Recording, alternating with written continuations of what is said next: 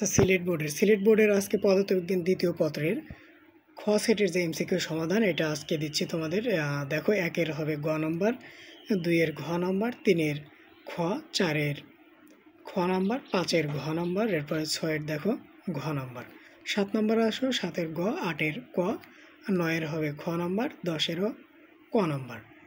এরপরে 11 নম্বরটা আসো, 11 নম্বরে কি আছে? 11 নম্বরে একটা লেখচিত্র দেওয়া আছে, এটা থেকে 11-র সঠিক উত্তরটি হবে গ নম্বর, 12 নম্বরে হবে ক, 13-র গ, 14-র খ, 15-র খ।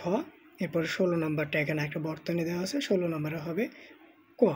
এরপর 17 নম্বর দেখো, 17-র ঘ হবে, 18-র ঘ, 19-এর গ, 20-এর গ, 21-এর খ, 22-এর ক, 23-এর ঘ, 24-এর গ, 25-এর খ হবে। ওরা আমি একটু স্থির করে রাখতেছি, তোমরা একটু পজ করে করে দেখে নাও। 1 থেকে 4 নম্বর পর্যন্ত দেখো, এর পাশে 7-8 আছে, তোমরা একটু দেখে নাও। এরপরে পরের অংশটুকুতে আসো।